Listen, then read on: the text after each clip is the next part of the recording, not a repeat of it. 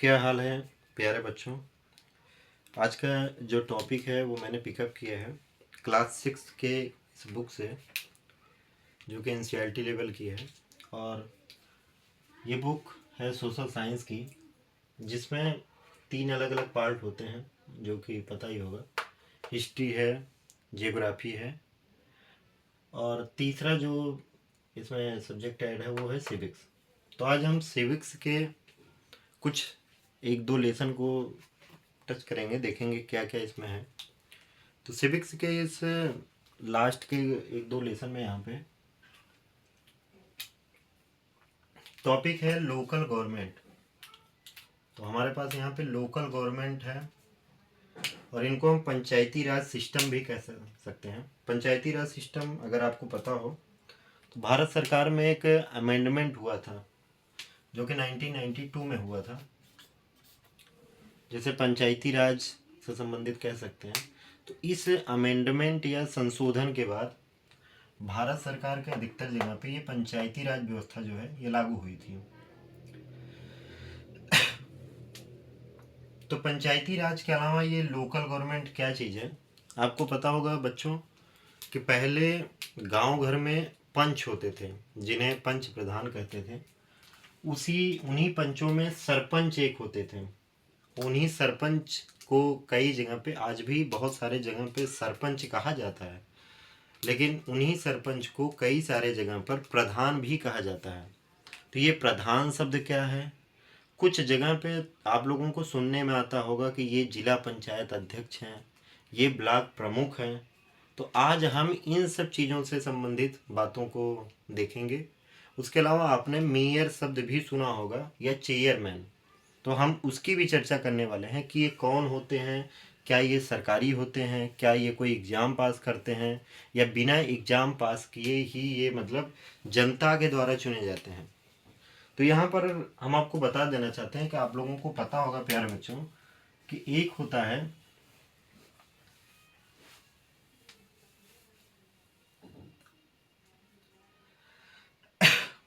Rural, ग्रामीण, और एक होता है अर्बन। तो रूरल शब्द जो है वो ग्रामीण से संबंधित है, और एक अर्बन से होता है। इनमें क्या है कि ये जब से पंचायती राज लागू है तब से चुनाव की व्यवस्था हुई है। चुनाव की व्यवस्था में क्या होता है कि जो भी 18 के ऊपर है, 18 एज के, जो 18 साल के ऊपर होते हैं, 18 एबव होते हैं, तो उनमें क्या होता है, एक वर्ड यूज किया जाता है, यूनिवर्सल एडल्ट फ्रेंचाइज। यह शब्द क्या बताता है, यह शब्द बताता है कि कोई भी व्यक्ति, व्यक्ति का मतलब है कि कोई भी मेल फीमेल जो भी हो, तो वो अगर 18 साल के ऊपर है, तो वो, अगर यह नियम लागू है कि आपके संविधान में, आपके लोकतंत्र में, आपके डेमोक्रेसी में अगर यूनिवर्सल एडल्ट फ्रेंचाइज की व्यवस्था है, तो कोई भी हो, गरीब हो, अमीर हो, ए टू जेड, तो सभी पर्सन 18 के ऊपर वाले, ठीक है, तो वो उनके पास एक राइट होता है, एक अधिकार होता है, जिसे हम कह सकते हैं यूनिवर्सल एडल्ट फ्रेंचाइज। इस अधिकार के माध्यम से कोई भी व्यक्ति जो 18 एबव होते हैं वो वोटिंग का हक अपना ले सकते हैं। उनके पास एक राइट होता है, तो ये इस राइट के द्वारा वो वोट दे सकते हैं। तो हम इस राइट की बात क्यों कर रहे हैं, तो इसी राइट के द्वारा ये अर्बन और रूरल दोनों जगह पर इस तरीके से ये लागू होता है। यहाँ पे क्या है, हम चर्चा किसकी करने वाले हैं, लोकल गवर्नमेंट की। लोकल गवर्नमेंट क्या है, स्थानीय सरकार है। स्थानीय सरकार का मतलब क्या होता है, वह सरकार जो किसी एक विशेष जगह पर ही रहे, बाकी क्षेत्रों में न जाए या कुछ ऐसा।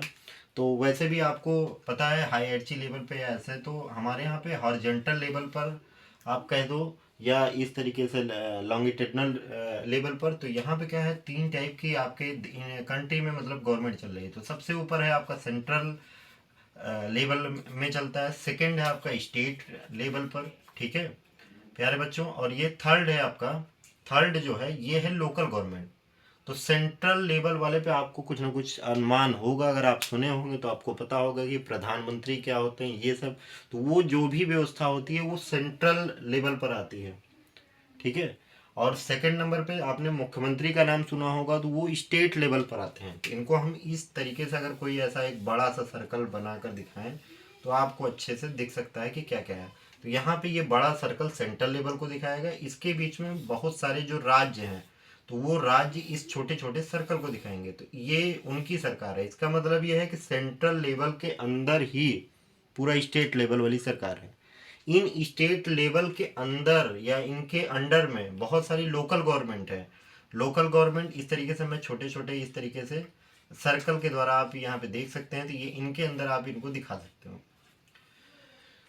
ये लोकल गवर्नमेंट दो हिस्सों में बढ़ जाती है। गांव के लिए आपकी व्यवस्था अलग चलती है, गांव के लिए रूरल रूरल की व्यवस्था चलेगी, ठीक है, जिसमें आपने सुना होगा प्रधान की व्यवस्था और अध्यक्ष की व्यवस्था, इन सब की व्यवस्था। लेकिन शहर वाले में आपके मुख्यतः चेयरमैन और ये सब आ जाते हैं, मेयर वेयर। तो शहरों में आपका जो मुख्य रूप से आता है उनमें आपका मेन है टाउन एरिया कमेटी। तो अर्बन वाले में आपका सबसे जो मेन है वो है टाउन एरिया कमेटी। क्या है बच्चों? टाउन एरिया और कमेटी, ठीक है। अब उसके बाद सेकंड है यहाँ पे आपका टाउन एरिया के अलावा सेकंड है आपका म्यूनिसिपल काउंसिल, ठीक है, म्यूनिसिपल काउंसिल। और थर्ड पे है बच्चों म्यूनिसिपल कॉरपोरेशन, जो कि सबसे बड़ा आपका वो होता है, ठीक है, म्यूनिसिपल कॉरपोरेशन। म्यूनिसिपल कॉरपोरेशन को अगर हिंदी में हम कहना चाहते हैं तो इनको नगर निगम भी कह सकते हैं, ठीक है बच्चों, नगर निगम। हम हिंदी और इंग्लिश दोनों तरीके से यहाँ पे क्लास देखने वाले हैं। म्यूनिसिपल काउंसिल को क्या कह सकते हैं? इसको पालिका कह सकते हैं। क्या कह सकते हैं बच्चों? नगर पालिका, ठीक है। और ये फर्स्ट वाले को हम कह सकते हैं नगर पंचायत। क्या कह सकते हैं बच्चों? नगर पंचायत, ठीक है। तो नगर पंचायत, नगर पालिका, नगर निगम, ये तीन तीन लेवल बनाने की क्या जरूरत है? शहरों के लिए अलग, रूरल के लिए अलग। क्यों? क्योंकि शहरों में बच्चों को पता है कि हर एक चीज़ पर ज़्यादा से ज़्यादा टैक्स लगाया जाता है। पानी है और बिजली पर तो गाँव में भी लगता है, लेकिन पानी वानी पे जैसे पाइपलाइन सप्लाई होती है गाँव के अलावा शहरों में, तो उनमें क्या है, उसमें अलग टैक्स लगता है, होम के ऊपर टैक्स लगता है। तो नगर वहाँ का जो मेन मैनेजमेंट करने वाला जो एडमिनिस्ट्रेटर रहते हैं या जो पूरे नगर निगम और पालिका इन सबको संभालते हैं, तो वो तरह तरह के टैक्स लगा के वहाँ ज़्यादा पैसे अर्न करते हैं उस तरीके से। इसीलिए शहरों में क्या होता है, ज़्यादा अर्निंग भी हो जाती है और फिर वहाँ पर नाली बनाना, ये करना, बहुत सारे वर्क हो जाते हैं। गाँव में क्या होता है, गाँव के लोग थोड़े से गरीब होते हैं, उनसे अगर इतनी सारी उम्मीद की जाएगी तो फिर उतना ज़्यादा संभव नहीं हो सकता। तो इसलिए गाँव की व्यवस्था थोड़ी सी अलग सी है, वहाँ प्रधान और ये सब वाली व्यवस्था चलती है। लेकिन ये नहीं कह सकते कि उनके पास अर्निंग नहीं आती, उनके पास भी आती है, वो भी अलग अलग लेवल से लेते हैं। तो अभी हम यहाँ पे चर्चा करने वाले हैं गाँव में क्या तीन तीन लेवल चलती है। तो गाँव की आपकी जो तीन लेवल है, तो सबसे पहले पे आपका ग्राम पंचायत आता है। क्या आता है बच्चों? ग्राम पंचायत, जो कि गांव के लिए होता है। और सेकेंड नंबर पे आपका है पंचायत समिति, पंचायत और समिति। और थर्ड नंबर पे जिला पंचायत आप बोल सकते हो बच्चों, या जिला परिषद बोल सकते हो। यहाँ पे जिला परिषद हम लिख रहे हैं, तो जिला परिषद। तो इस तरीके से अब इनकी अर्निंग कहाँ होती है? हम जैसे हमें पता है कि ये स्टेट के अंतर्गत होते हैं, तो ये अपने से ऊपर वाले स्टेट से इनको बहुत सारे ग्रांट्स, बहुत सारे अनुदान उस तरीके से मिल सकते हैं। उसके अलावा भी यहाँ पे देखेंगे तो ये ग्राम पंचायत है, ये इसकी अर्निंग ये इससे लेगा, ये अपनी इससे लेगा, ये अगले वाले से लेगा, इस तरीके से ये सभी अपनी अर्निंग लेते हैं। साथ में बहुत सारा इनको जो भी इनकम है, जो इनकी इनकम है उसका मेन जरिया हो सकता है, इनमें बहुत सारे फेयर लगते हैं। जैसे अगर गांव में देखते हैं तो गांव में बहुत सारे मेले लगते हैं, उनसे जो प्राप्त होने वाली आय है उसको भी ये अपने इनकम में जोड़ सकते हैं गांव में। तो ग्राम प्रधान के पास इस तरीके से मेन जो ग्रांट आता है वो तो स्टेट और इन चीज़ों से आ सकता है, लेकिन इसके अलावा भी ये बहुत सारे नियम हैं जिसके द्वारा ये टैक्स लगा के बहुत सारी चीज़ों पर इधर, और वो सब जो नियम के अनुसार है, ठीक है, तो उनके द्वारा ये अपना वो कर सकते हैं। पशु मेले की व्यवस्था है, ठीक है, एनिमल फेयर जो होता है, बहुत सारे ये कंडक्ट इस तरीके से करवाया जा सकता है। अब उसके अलावा बच्चों हम देखते हैं कि इनका क्या क्या कौन कौन मुखिया होता है। तो यहाँ पे हमारे पास ग्राम पंचायत में कौन होता है, तो ग्राम पंचायत में ही आपका प्रधान होता है, प्रधान मुखिया होता है, जिसके अलावा और भी सदस्य चुने जाते हैं। ठीक है बच्चों। पंचायत समिति में आपका ब्लॉक प्रमुख होता है। कौन होता है बच्चों, ब्लॉक प्रमुख। तो ये ब्लॉक प्रमुख को चुनता कौन है, बहुत सारे बीडीसी और बहुत सारे जो सदस्य वर्ग होते हैं वो चुनते हैं। यहाँ पे जिला परिषद है, इसके जो मेन होते हैं वो जिला अध्यक्ष होते हैं बच्चों। कौन होता है, जिला अध्यक्ष। इसके अलावा भी बहुत सारे ऐसे लोग होते हैं जो इस तरीके से मतलब चुने जा सकते हैं, जिनको ये लोग मतलब चुन सकते हैं। अब बात करते हैं हम यहाँ पे टाउन एरिया में कौन कौन हेड होता है बच्चों। तो टाउन एरिया में आपके नगर पंचायत को जो हेड होते हैं इनको हम कह सकते हैं चेयरमैन। ठीक है बच्चों। और यहाँ पे चेयरमैन और मेयर, मेयर या मे वाई ओ ओ आर, ठीक है, ये मेयर वर्ल्ड, और ये इनको हम कह सकते हैं कई जगह पर महापौर भी कहते हैं। ठीक है, इस तरीके से। तो ये मुख्यतः जो भी आपके म्यूनिसिपल कॉरपोरेशन है, ये हों चाहे ये हों, ये एक मतलब वो छोटे ग्रुप हैं जो गांव के मतलब एक एक अलग अलग गांव है, तो ग्राम पंचायत उसमें वो होगा। बहुत सारे ग्राम पंचायत मिलकर ये ब्लॉक स्तर पर पंचायत समिति बनाएंगे। बहुत सारे पंचायत मिलकर, ठीक है बच्चों, बहुत सारे पंचायत मिलकर और आपस में एक जिला परिषद बनाएंगे। ऐसे ही टाउन एरिया में ये आपका वो बनेगा और इस तरीके से। ठीक है।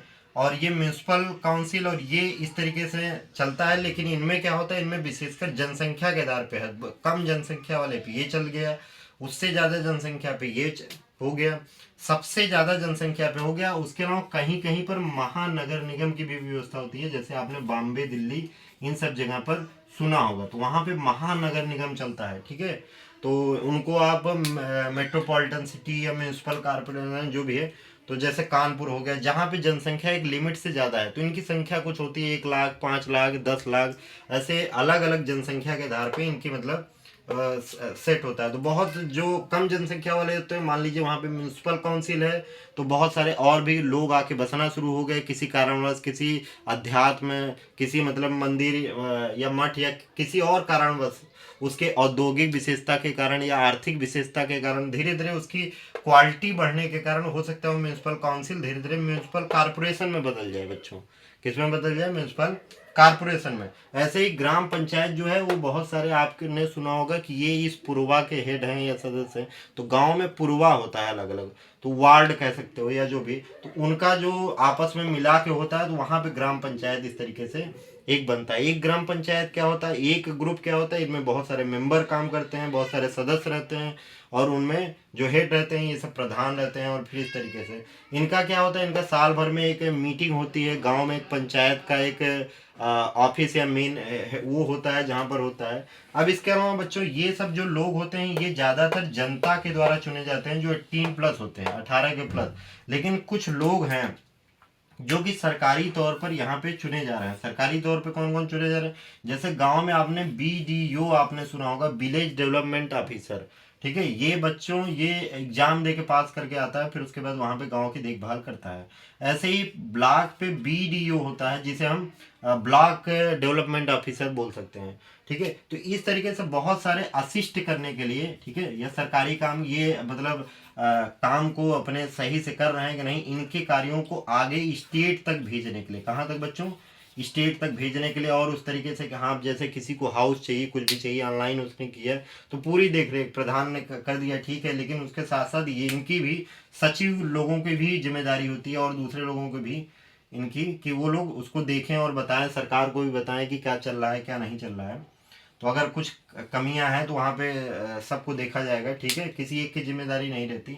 तो दो दो लेवल पे अगर हम देखें तो दो दो दोहरे टाइप से यहाँ पे गवर्नमेंट चलती है। एक तो मतलब कि जनता चुनती है, ठीक है बच्चों, एक तो जनता चुनती है, और एक एडमिनिस्ट्रेटिव ब्लॉक की तरफ से, मतलब उस तरीके से पढ़े लिखे लोगों का या जो एग्जाम दे के क्वालिफाई होके आते हैं उनका एक अलग से वो रहता है, उसमें हम देख सकते हैं। जैसे अगर हम देखें तो आपके स्टेट में भी एक मान लीजिए मुख्यमंत्री हो गए, ठीक है बच्चों, तो एक आपने सुना होगा कि ये चीफ मिनिस्टर हैं, उसके अलावा आपने सुना होगा कि ये भाई ये हैं राज्यपाल।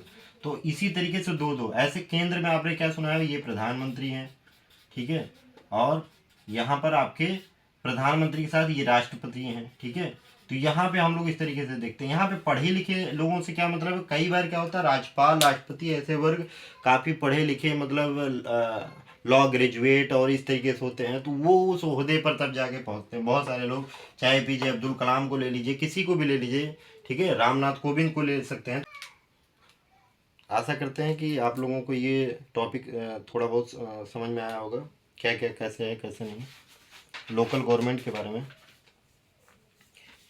इसमें बहुत सारे कैटल शोज और ये सब भी होते हैं अलग अलग स्तर पर। तो इनसे संबंधित जो भी चीज़ें हैं इस पर और भी हम देखेंगे और आपको बताएंगे क्या क्या कैसा है। अगर आपको कहीं दिक्कत आपको लगती है तो आप उस पर कमेंट कर सकते हैं यूट्यूब के वीडियो में नीचे की तरफ। तो वहाँ पे उसके माध्यम से हमको एक वो मिलेगा कि मतलब ये चीज़ें कमी रह गई हैं, तो उसको हम सुधार करने की कोशिश करेंगे। और इसके अलावा भी ज़्यादा से ज़्यादा हम अभी क्या करेंगे कि ज़्यादा से ज़्यादा बुक्स से संबंधित जो भी हैं जो आप तक नहीं पहुंच पा रहा है, तो ऑनलाइन उनको हम आप तक पहुंचाने की कोशिश करेंगे, जिससे आपको ज़्यादा से ज़्यादा हेल्प मिले। बच्चों इसमें थोड़ा सा टॉपिक अगर हम थोड़ा सा ऐड करना चाहें, ज़्यादा लंबी इसको नहीं बनाना चाहते, तो अगर हम यहाँ पे बात करें तो ज़िले स्तर पर डिस्ट्रिक्ट कलेक्टर होते हैं। आपने नाम सुना होगा, डिस्ट्रिक्ट कलेक्टर होते हैं।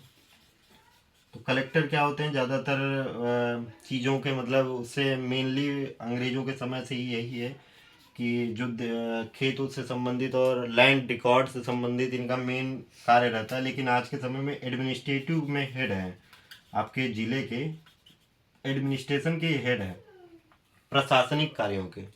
बच्चों प्रशासनिक कार्य का मतलब होता है जो प्रशासन से संबंधित हो। इसी इन्हीं डिस्ट्रिक्ट कलेक्टर के अंडर में बहुत सारे मतलब अंडर यहाँ पे आप तहसीलदार और इन लोगों का नाम देख सकते हैं।